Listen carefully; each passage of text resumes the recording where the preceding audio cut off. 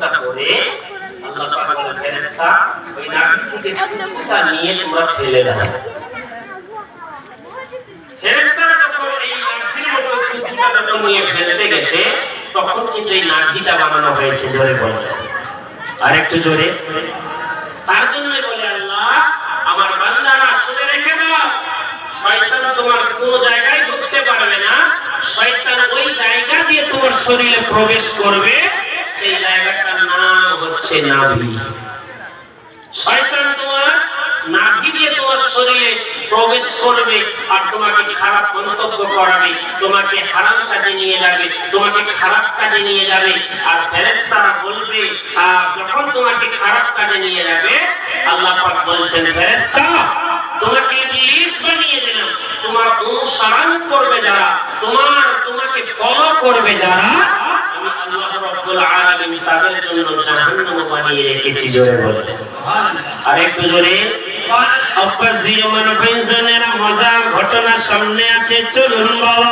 হযরত আদম নবী আলাইহিস সালামকে যখন সম্পূর্ণ বানানো হয়ে গেল, হযরত আদম নবী একদিকে শুয়ে রয়েছেন, ফেরেশতারা শুধু পিছনের দিকে তাকায়, শুধু পিছনের দিকে তাকায়। ফেরেশতারা আদম নবীকে দেখতে পায় কিন্তু আদম নবী ফেরেশতাদেরকে দেখতে পায় না। আদম নবী বলতে আছে ও আমার মালিক, তোমার সৃষ্টি ফেরেশতাদেরকে দেখতে ইচ্ছা করে।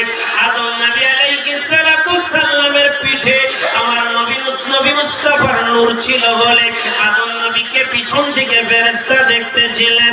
এ বাবাজি, আদম নবী আলাইহিস সালাম এই কথা যখন বললেন আদম নবীর পেশানিতে আমার আল্লাহ নূর ঢুকিয়ে দিলেন। তাকবীর, নারায়ে তাকবীর, নারায়ে রিসালাত, নারায়ে রিসালাত।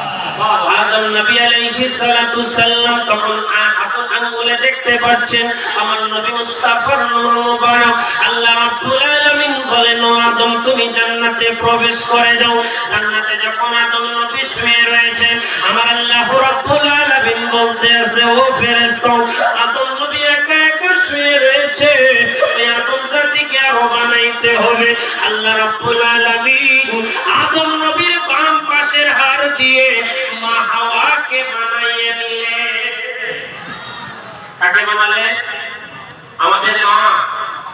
আপনার বাবার নাম, আপনার বাবা আমার বাবার নাম হচ্ছে হযরত আদম নবী আলাইহিস সালাম, আমার আপনার মায়ের নাম হচ্ছে মা হাওয়া রাদিয়াল্লাহু তাআলা আনহা। জোরে একবার বলবেন।